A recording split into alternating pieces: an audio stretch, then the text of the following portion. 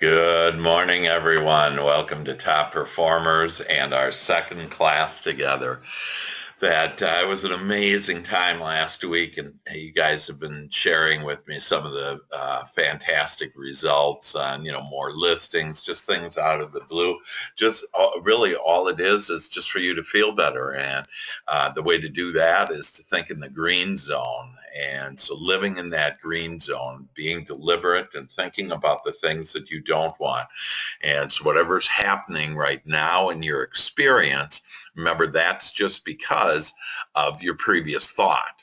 And so if you want to change what you're experiencing, that you can't be looking at what you're experiencing. You have to be thinking about what you want and the things that you like and the things that are going. So I like having lots of business. I like having listings. I like having closings. I love closing. I love the idea. And if you write down, I would recommend you write down things as I get going here and channeling that it's just the perfect words for you that are going to be shared here today. And they're going to enlighten you, and you're going to awaken to the magnificence and brilliance that you are and to the creator that you are. And now you're becoming a more deliberate creator, and you're really understanding how life plays for you. So Virtual Top Performers is it, week 2, and it's creating your own experience. And that's what we all do. And if you recall last week, we think we really don't create our experience because we ask for things that, let's call it yellow. And then during the day, we think about what's going on, think about things we don't like. And so that's red. And when you mix yellow and red together, that you get orange, and you say, I didn't ask for oranges, but the fact is you did. And so you're asking us every moment. So just be easy on yourself, lighten up, enjoy yourself, and realize that you have the power with your thoughts, these beautiful, delicate thoughts, to be able to create all the things that you want. Today is going to be another incredible session. You're going to be able to understand yourself better. You're going to be able to understand others better. You're going to actually be able to identify a behavior of someone within about 30 seconds. And be able to then really blend with them and better understand their perspective, better understand on how to behave, if you will, with them. And some people call that mirroring, and to mirror the other person. And again, not be who you aren't. You want to be who you are, but understand who they are. And then you're going to understand what motivates people, what motivates you based on your assessment, and then how other people are motivated, so you can start speaking the language of other people.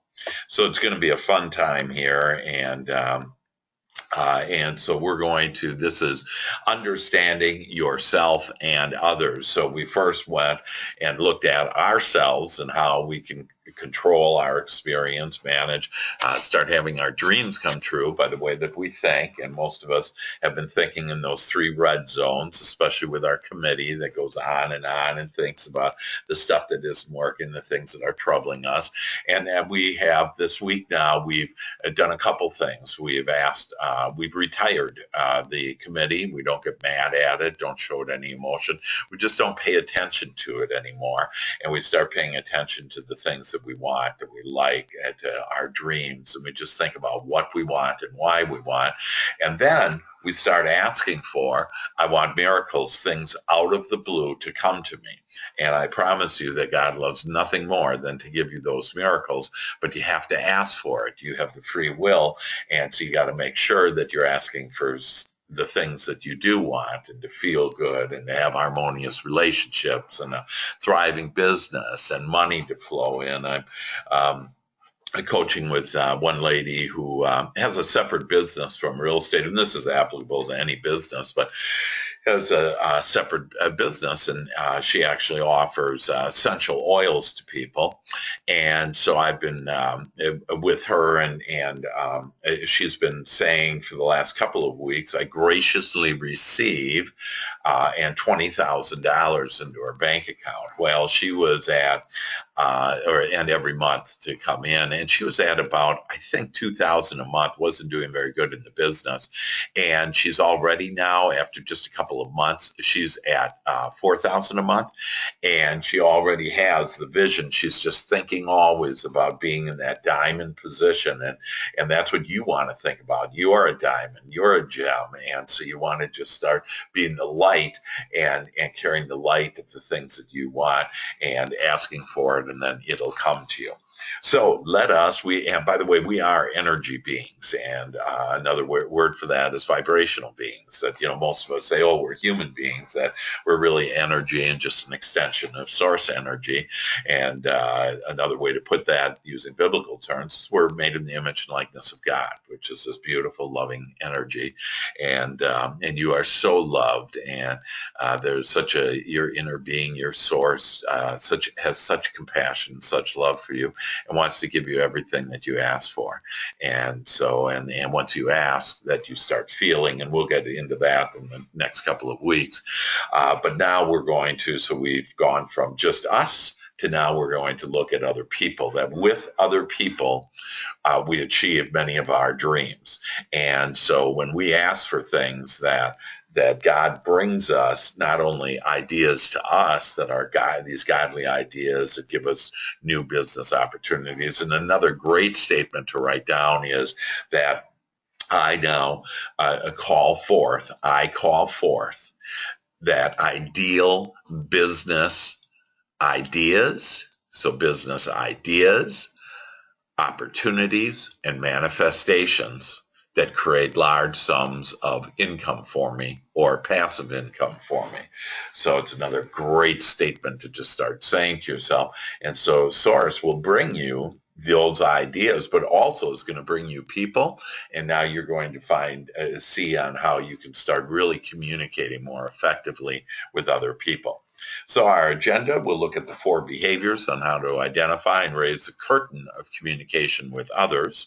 We'll look at the 6 motivations and how to speak their language, because we have our own motivations, and so we are making decisions typically out of those 6. The top 2 motivators is how we're making decisions, and if people have different top 2 than you're going to be speaking your language and not theirs, and so you're going to understand how to be able to communicate the most motivations. We're then going to look at high payoff activities, and that was in Success Unit 1, and just a brief review on what are high payoff activities.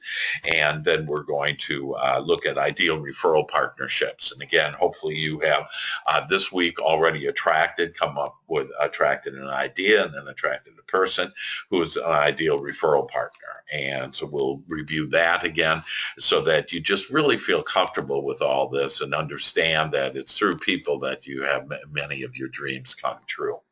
So we're going to look at them. What I would recommend is you take out a piece of paper and put a little plus mark in the middle of the paper, a blank sheet of paper, and put a little plus mark. And our key is to understand on what I'm going to be sharing with you on the 4 different behavior styles is we're going to share the behavior style. We're going to identify that a behavioral style and have it identifiable. How can you recognize it? Then we're going to identify in that behavior style at least one of the major key expertises that these people have. And then we're going to look at the percent of population for every behavior style. So we're going to, and then how to modify, and then lastly, how to modify your behavior. So the 2 things I really want you to get out of this is how to identify. There's 4 different behavior styles. And at the top of the page, you can say the DISC, D period, I period, S period, C period, the 4 DISC behavior styles. And the 2 things I want you to get out of that is, number 1, how to recognize a behavior style in someone else. And then number 2, how to modify your behavior so you can more effectively communicate with them. And you're going to just love this. It's going to be helpful in your personal relationships, business, with literally every person that you attract to you. So we're going to start with the D, and the D is for driver/dominant. So these people are very controlling, and they like to tell, and almost instead of tell, you could use the word, they like to command. So they're really, kind of is sensed, you sense them as kind of rough, tough, and they make decisions and, hey, let's get going. And so I'd like you to think and then personalize this and think of, what D do I know? What driver do I know who is like that? So it might be your significant other, it might be someone you work with, an old client, a family member, but think of that D. And now you might have thought of that person not as a D, but maybe a different letter. And but what I'd like you to do is think about that everybody that we want to start, we've been told through the ages not to judge people. And so this is going to help you now to not judge people. So instead of calling these people names, which some people would do, that instead we just understand that, oh, they're just a D. They're a driver. They're very controlling, very dominant.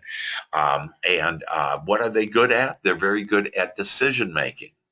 And so all of us are real high one behavior style, then typically pretty high another behavior style, and then two behavior styles that we're not high at all.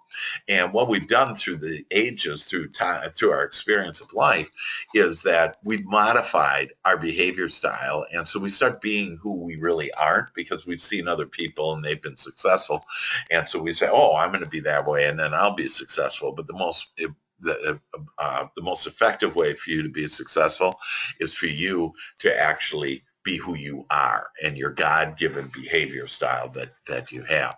So importantly with the D, how do you want to be with the driver? Is you want to be efficient. So if they come up to you and say, hey, how's it going? You don't say, oh, well, I woke up this morning and wow, I went to my joy shop and I had a super time. And they don't want to hear all that stuff. That they basically want to just say, get right to it, get right to the point. So I'm sure you can relate to some drivers in your life and how to look at them a little bit differently. Now, what I did say about as far as they're good at decision making, that most Ds would take that as they're good decision makers. And that's not what I said. They're good at decision making. In other words, they're going to make a quick decision. And it might not necessarily be the right best decision or whatever, but they're going to make a quick decision. Now we're going to go over to the right-hand side and look at the I, and the I is for influencer, and these people are very outgoing, and they do a lot of telling, and more so, a better word probably is talkative. They're very talkative. So think about who you know, relatives, old clients right now, and think about, oh yeah, those influencers that they do a lot of talking, and sometimes you can't keep them shut, that they just love to talk.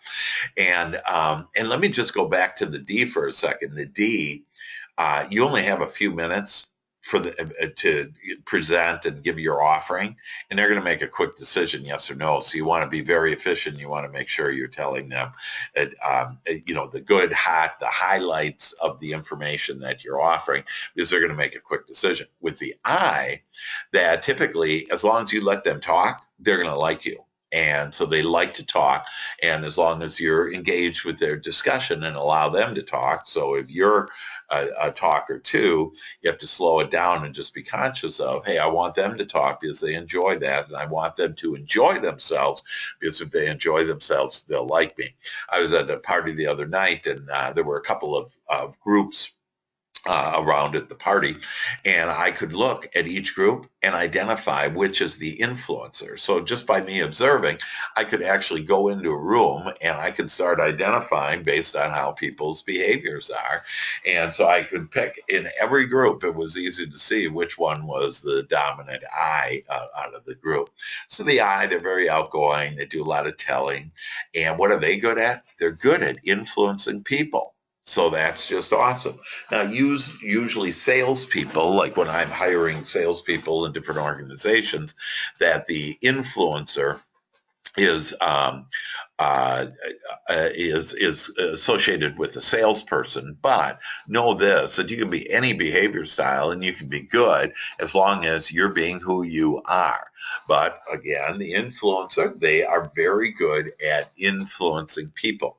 About 28% of the population are influencers. So you're going to see more influencers than you are on drivers.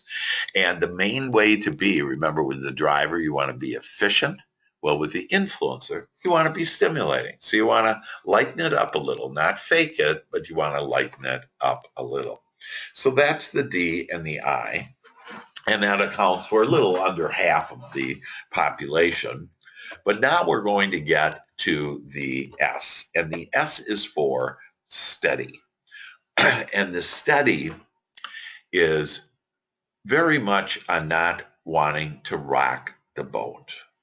Everything is just fine the way it is. We're all doing well, and there's no need to change. So there's no need to move. There's no need to make a fast decision. So they're a very even pace. Now, some people, like the drivers, that they may interpret the S as being slow and not smart or whatever, but no, it's just their behavior style that they like having this even pace. For you, it's critical that you recognize these studies, and if you aren't a study, that you make sure you recognize studies and that you be very agreeable with them. And so a steady 40% of the population are studies. So you're looking at almost the equivalent of the D and the I together, then you're looking at the S. So the S has a big time. You're going to run into more S's than anybody you're going to attract more S's when you look at just the population numbers, that you're going to have the S's, and they typically are the most challenging client. Why? Because they're going to take their time, and you don't want them to take their time. You want them to hurry it up. And so the secret to that is that you want to, so let's say that you have a buyer of a home that is a study, that an A is they're thinking about buying a home, and B is you want them to sign a contract. So what you need to do is you need to give a lot of little tiny baby steps. You can't just say, you could go to a D and say, hey, what kind of home do you want? Let's go look for one. And if they like that, they say, okay, let's go. And you're off. With the study, it's, hey, why don't you let me send you an email now after we meet, let me send you an email and show you some homes that are available. And then like the next day you get back with them and you say, hey, why don't we go out on, Thursday and take a look at a couple of those homes that you maybe were interested in. And, then on Saturday, why don't we really boil it down? So it's one step at a time, and you try to squeeze it in as little time as possible, with still helping them to be at that even pace. So how do you be with the study? You want to be agreeable. And what does that mean? Don't say no, and don't say but. So if you say, oh, that's a great idea, but, you just nix that out. So it's really a good idea from now on to always say, when you're talking with other people, to always say and with them, but especially with the S's, to be able to say, oh, that's a great idea, and have you considered this home over here? Okay, so that's the S, and think about the S's that might be yourself, and think about, hey, what am I? Am I the DIS? Where do I, kind of land in all of that? And then think about, what S's do I know?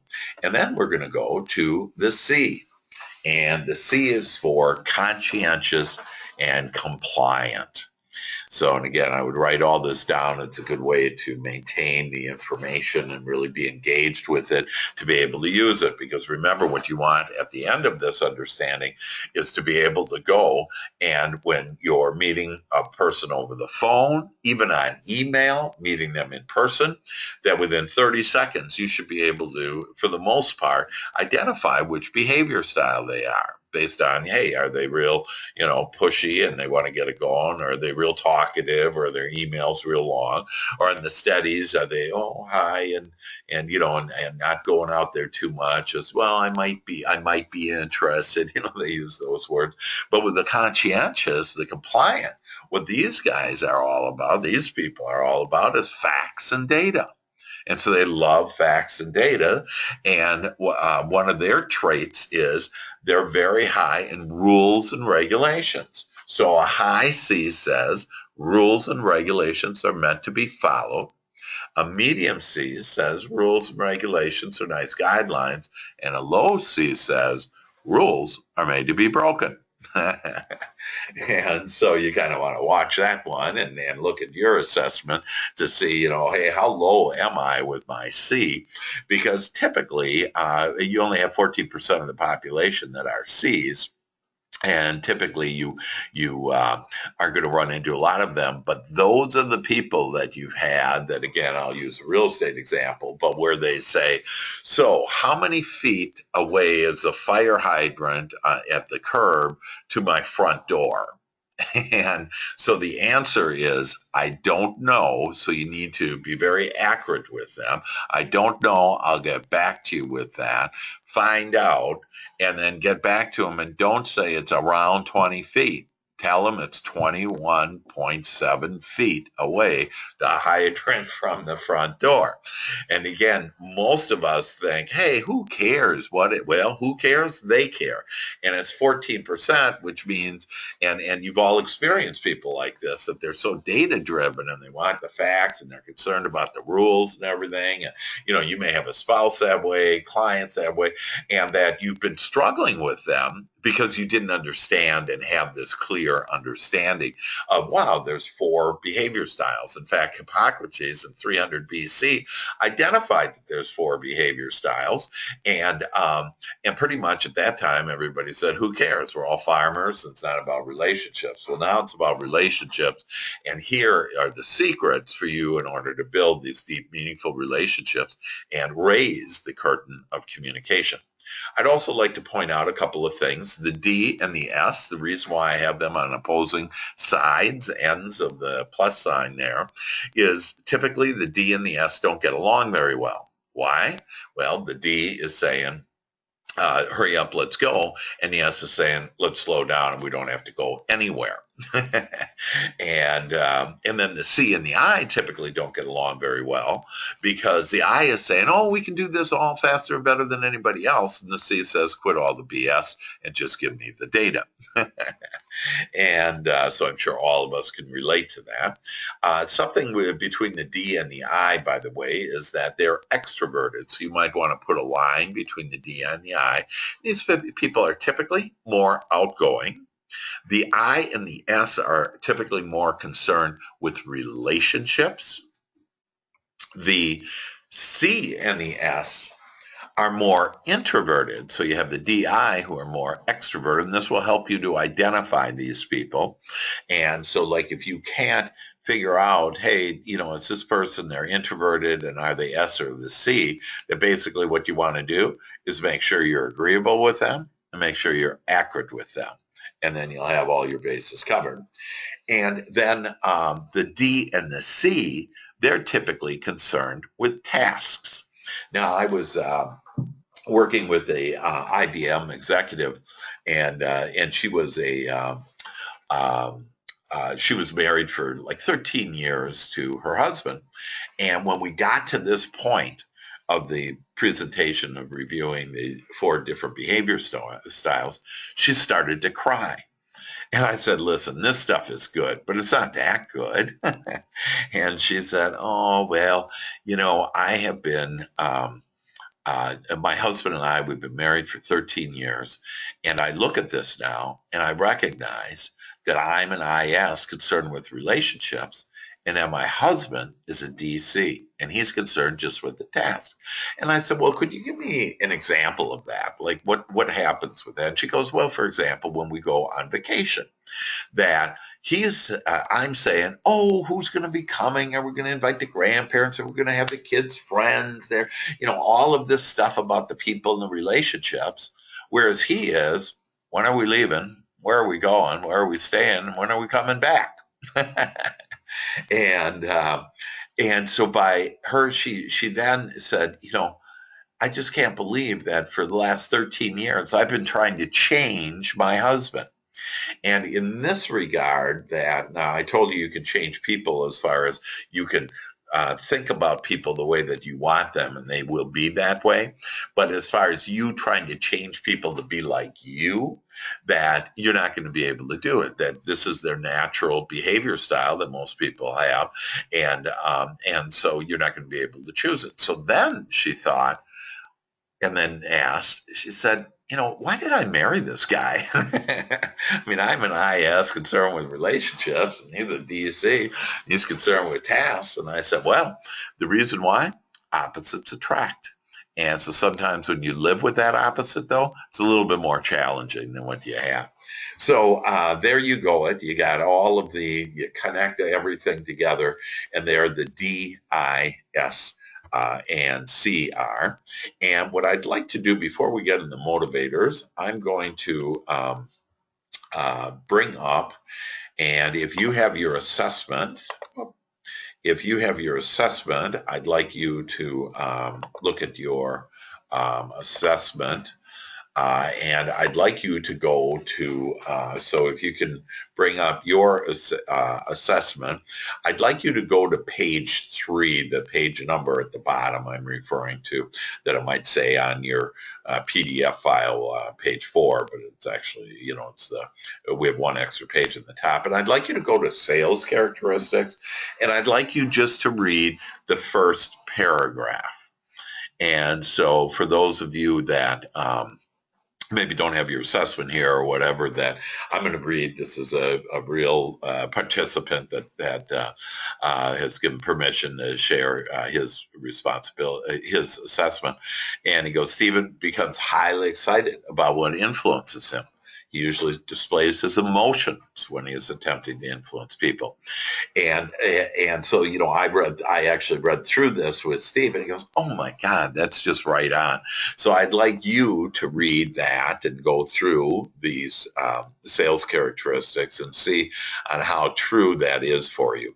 You will find that this is the world's most statistically accurate and valid diagnostic tool that measures, you have on this one assessment, it's actually 2 assessments, and one is your behavior assessment, the other one is your motivators. Right now we're just referring to the behavior motivators.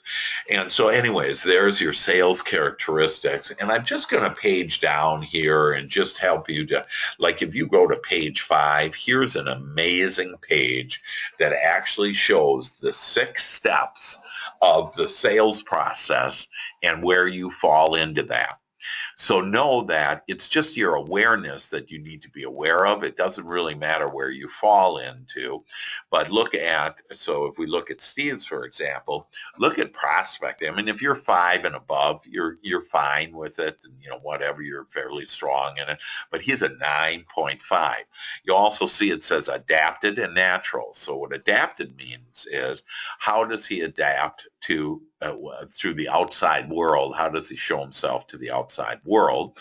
And you can see that he's a 9.5, but his natural self, he's the same way. So he's showing people who he is, and you can see 9.5 prospecting. There's the first impression, qualifying, look at how well he demonstrates, how he can influence, and you can see he bumps up his influencer just a little. And then closing. And so this person, as far as the 6 steps of the sales process, he's very strong in those 6 steps. I want you to review yours and identify, hey, what areas am I good in? And really leverage those areas and figure out how you can be more effective at some of those other steps, or how you can use other people to be more effective. So for example, if you're not very good at prospecting, maybe you want to buy leads. If you're really good at qualifying and demonstrating, and then possibly closing. And so it all depends on kind of where you are. And if you have any questions about this, feel free to email me any questions you have on that. But that is an amazing page there on your 6 steps. And just moving through, because there's a lot of information where it's over 50 pages long, that is just amazing information.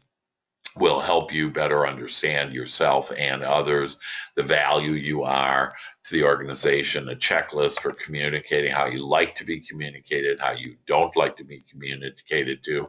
And these pages, like I would suggest that you share with your spouse, with any coworkers that you have, that it's really imperative. If you want to, I can actually run assessments and just for a reduced price to you for, instead of $300, it would just be $97. So know that your spouse could have one of these assessments ran too, because it really will help you. See, as you improve your base, your home life, if you will, that you'll improve your outside world. And so your base is first your thinking and how you're feeling. So you want to think good feeling thoughts, and you want to feel good, and that will automatically happen with good feeling thoughts. You feel good, and then you really want your home to be solid, and so to be able to, build those relationships that you have at home. It's great for children too, typically about 13 years old or older for that. Here's some selling tips, just generally on the DISC.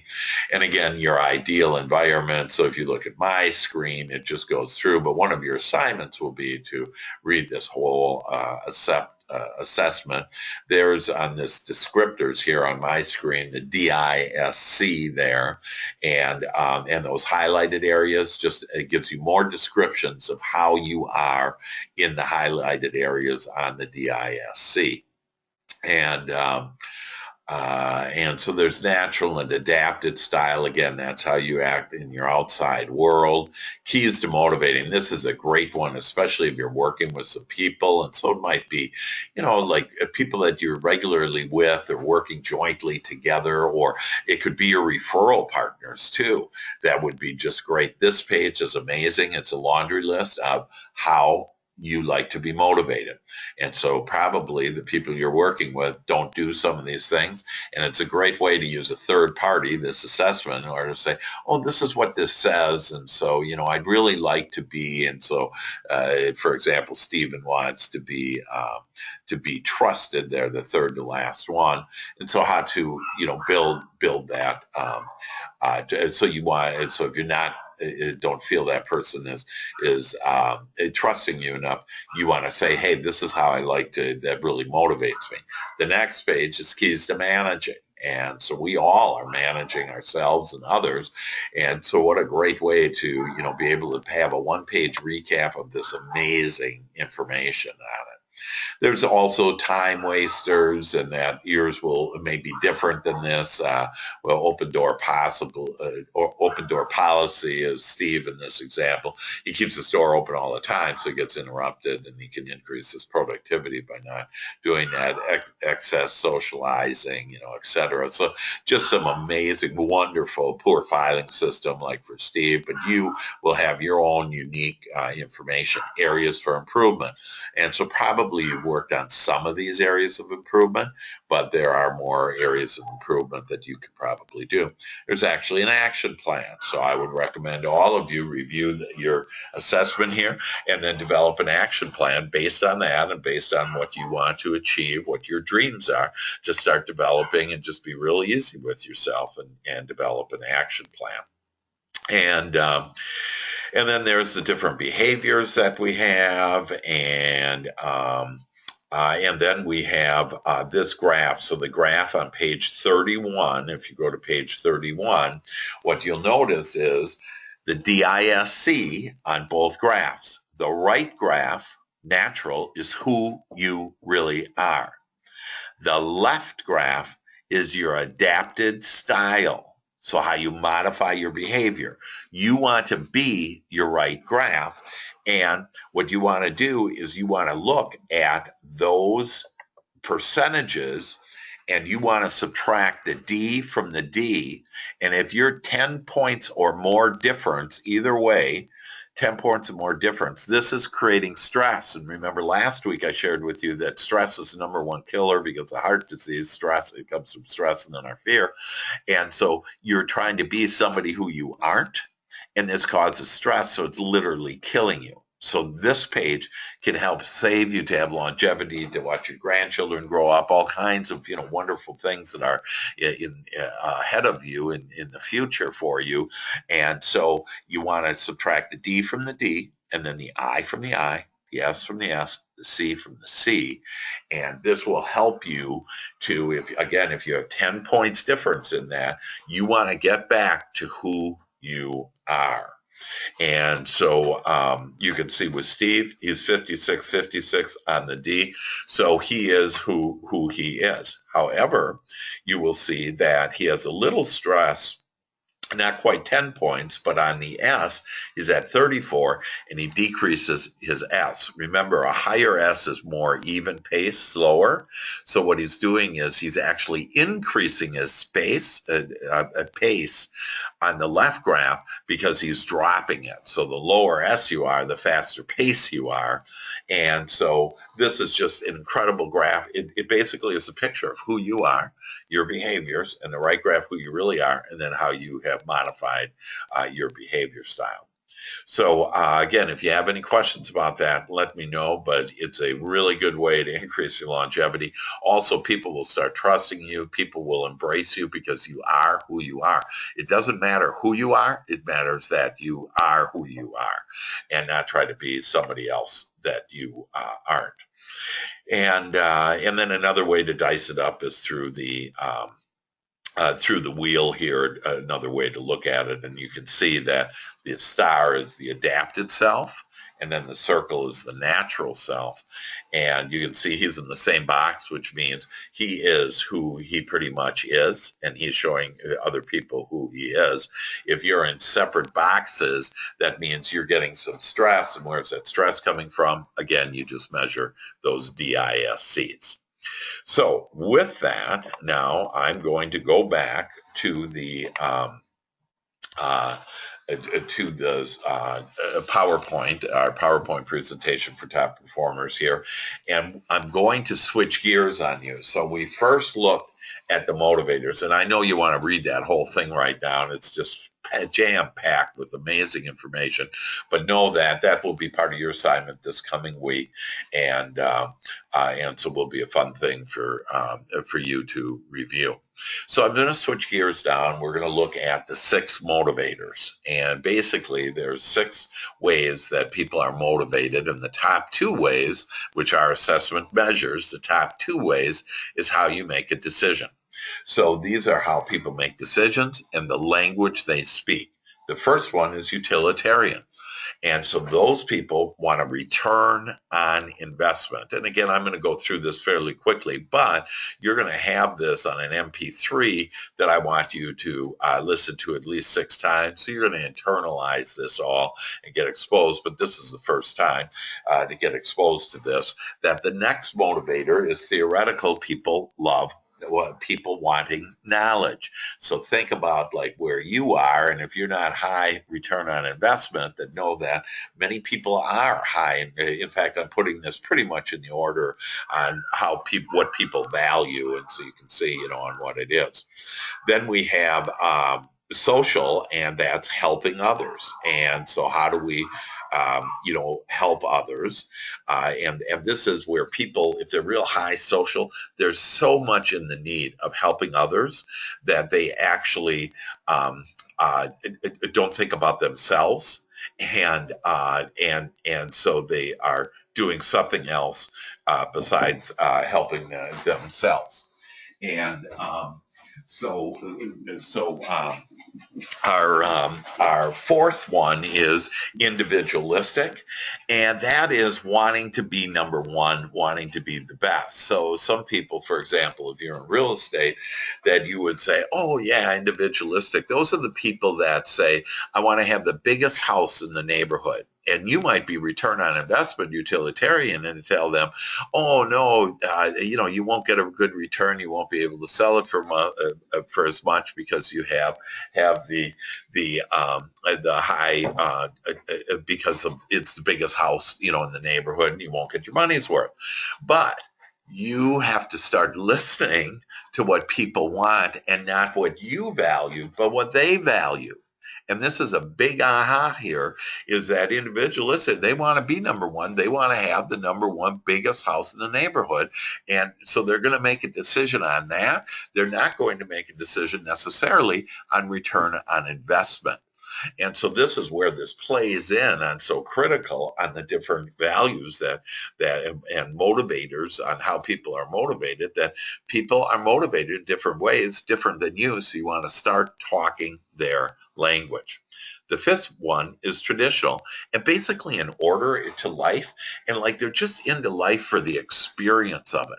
So they may be the ones that just want to, enjoy going to see the different houses and just enjoying that experience of it. And so when you recognize that, you say, hey, this is a great experience, but you know what a greater life experience is to choose one of these houses to live in. And so once you understand where they're coming from, though, you won't be fighting them and you'll be allowing them. And we're going to get into that word and that concept of allowing in a lot of different things that's going to help you to really enjoy your life more. And one of the ways is to allow people to be who they are. And this will help you to understand that people have different motivators. And then the sixth one is aesthetic, and that's form and harmony. And now I'm just going to bounce back to the assessment, because if you go to on page, so we're at about page 33, that your assessment may be a little bit longer or shorter, depending on what it happened. But on the introduction, there are Steve's top 6 motivators, and the top motivators, top 2, are going to be the ones on how he makes decisions. So Steve is about wanting knowledge, and then he wants a return on investment, where he's not looking into like traditional and having experience in the life. He could give a hoot about that. And now it doesn't mean that, so for example, he's ranked number 4, social, helping other people.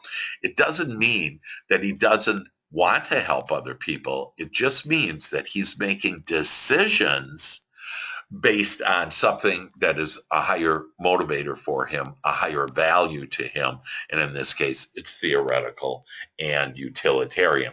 So I went through that fairly quickly for you, but know that there's an explanation, and literally the next page, there's a definition of theoretical, and then the general, and then specifics about you on your assessment, specifics about every one of those different motivators. And then also, I just want to point out, so no, it'll be easy for you, to recognize this. And the only other thing that I want to do is on page 50, at least on Steve's, on page 50 is, here is a graph on looking at the 6 different motivators, and then see the little blue line there, that little blue line, and you can see my pointer on it, that what that is 68% of, that's the national mean, and 68% of the population. This is how the national mean is, as far as, and so you can see that the highest one up there is theoretical, and a real high one is utilitarian as well as individualistic. So in this case with Steve, if you're over 50, that you believe so much in this value that you don't understand why everybody doesn't have this value. And so it's a real watch out, because not everybody is over 50 on theoretical or utilitarian like this example. But he thinks it's real important.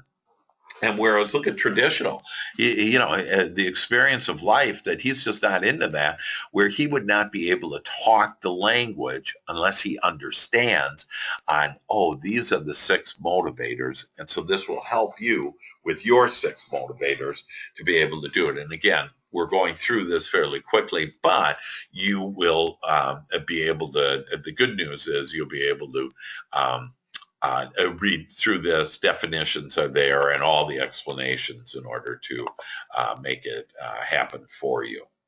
Okay, so there are the 6 motivators: return on investment, people like knowledge, helping others, wanting to be the best, and wanting to be number 1, in order to life. And then aesthetic is form and harmony. And basically, like on a website, you'd want a high aesthetic to build your website, because they would put things in order where it would make sense to go flow from one page to the next. Doesn't necessarily mean you like art. So I know a lot of information, but just take it easy and know that, hey, there's 4 behavior styles, it's DISC, and then there's 6 of these and motivators on how people make decisions. And for you to be aware of this is how people make decisions. So if you want them to make decisions on your behalf, on what you desire, that to be aware of these 6, and especially to first start by reading your assessment, be aware of what yours are, how you make decisions, and then how, depending on how your graph looks, which of those do you really need to be aware of where you're not very much that way, and that you need to be able to understand how other people are being motivated that's different than you. So amazing information. All right, we're going to now just go to high payoff activities. So we're switching gears again. Looked at the 4 behaviors, the 6 motivators, and now we're going to look at high payoff activities. And this actually takes me to a time where, if any of you are interested in time management, I have an amazing time management system. It's very helpful for real estate agents and then salespeople, but really pretty much anybody, but in particular those.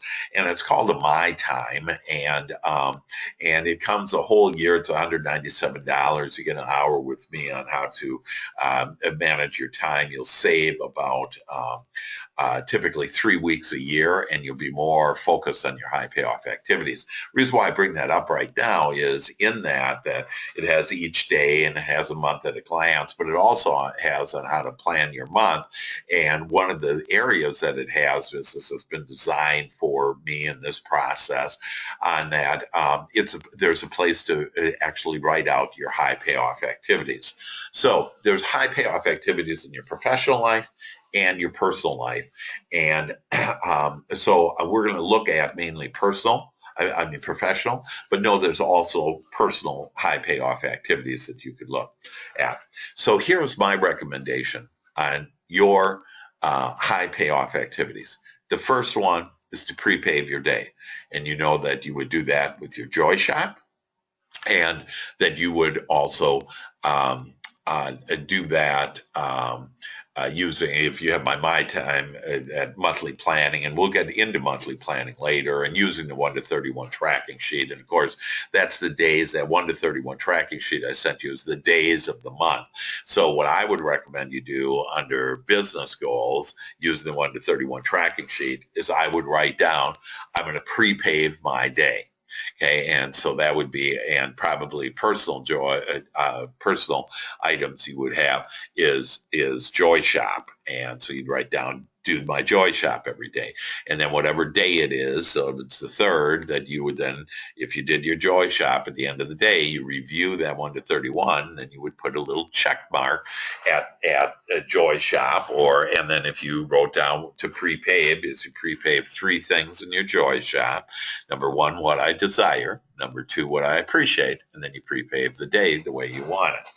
And then typically the week you do on Sunday night, and then your month you do at the end of the month, starting the new month, and then of course the Joy Shop. So prepave your day is number 1 high payoff activities. The second one that I would recommend is that you meet 5 times a week with ideal referral partners. So I recommend that you have 10 referral partners, so you would only have to meet one a day and 5 days a week, and meet with them every 2 weeks. And this would give you all the business that you desire. And if you just be easy on yourself and start calling forth, please give me the ideas, give me the people, have them come to me, that they will be there. But you need to allow them in. You need to allow the thoughts in. You need to allow the people in, and not, for example, judge those people or whatever. Oh, they couldn't help me. That everybody can help you, especially if you attract them and you're asking for that. So you'll be amazed. Look for the miracles with other people as well, and how they can help you.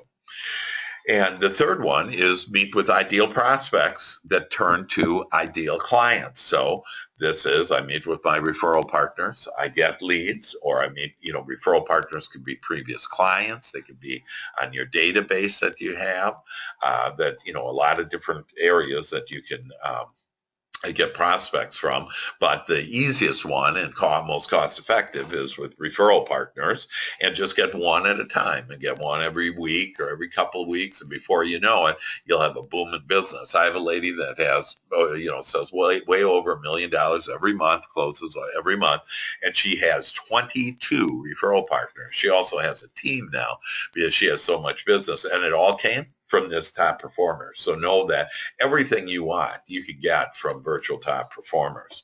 And then number 4 is meet with and follow up with your clients or prospects. So to follow up and your referral partners, and you need to be following up. And most people aren't very good in follow up. This is why you want to have it at the top of your mind to be able to follow up. And then number 5, close and ask for referrals. So every time you close, who else could I be with? If you just close and they're in the neighborhood, which everybody is, right? That maybe you want to say, hey, could we have a little neighbor get together so you can meet all the neighbors and I can meet all the neighbors, and that way you can get some listings. I'm telling you, there are ideas just waiting for you to pluck. It's all a matter of you to be focused on. I want to build my business in amazing, delightful, easy, magical ways, and you'll start getting all of that to you because you're the creator of your experience. So that basically, that's it. That's all you need to do for your high payoff activities. Personal high payoff activities, could be, I would say for sure Joy Shop would be in there. I do an appreciation shop, if you will, at night, and that's just a great way to review the day and look at all the good things you do. If you do that tonight, you'll be amazed when you sit down on how many great things happen. You'll be saying, "Oh yeah, and I had this amazing, webinar, and I learned so much, and I'm feeling so confident, and I'm feeling good about who I am. I understand myself better." But there's so many more things that happen, but we have been trained. Our mind has been trained to be looking at the things we don't want, and this will help us look at the things we do want. Then under referral partners, and so this is from last week, just a reminder. So this week, I want you to identify another referral partner. And so it could be a friend of yours, it could be a neighbor of yours, it could be a previous client of yours, it can be a financial advisor. I just met with a loan officer who, by the way, could be a referral partner for you. That I met with a loan officer who has a financial advisor that's giving him all these leads, and I'm able to give to some of my agents broker leads because of that. And so there's all kinds of opportunity for you to get leads. You just have to ask for it, and then God will give you the how. And so that referral partner, identify them, contact them, and ask them for help, and that you want to meet with them. And then share your ideal client. Hey, I'm looking for clients in this certain neighborhood or in this city that, that typically would, have money down, that are motivated to move or to sell, whatever. And so to be real clear, because as clear as you are is as clear as your referral partners are about attracting to them what you want as far as who an ideal client is. And then once they identify an ideal client, ask for a personal introduction. Just a name and a number. You want to ask them, and then meet with each ideal referral partner every 2 weeks.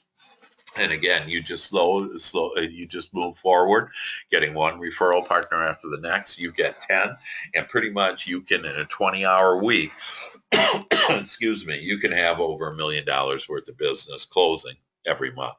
Pretty cool, huh? Pretty easy. And it really is, as long as you believe it is and you do this. I've had literally hundreds of real estate agents apply this, and I've had people that have just blown it out after week 1, week 2, that they just believed, yeah, I'm going to go do this, and they started to get like real high-end homes and to sell, and getting referral partners just out of the woodwork, out of the blue. How does that happen? You make it happen by you creating it with your thoughts. So with that, your success assignments: read your behavior profile and your motivational assessment, and if you have any questions, please get back to me. Listen to Success Unit 2 at least 6 times, and I'll be emailing all that out to you. Meet with at least one ideal referral partner, this week. And so hopefully you already have one, and I'll meet with another one. And then expect out of the blue things. Just start expecting your good to come to you. You deserve it. You're worthy. It's all a matter of you allowing it and releasing your resistance and starting to think about the things that you want, and really just good feeling thoughts. In fact, I have a book called Good Feeling Thoughts. So if you want that book, it's on Amazon or whatever. You can order it through me. But it's Good Feeling Thoughts, and it'll give you 7 good feeling thoughts every day just to keep on raising your point of attraction and your vibration for you to feel good. All you need to do is feel good, because that puts you right with your source. And then you and God can rendezvous together and enjoy this magnificent life.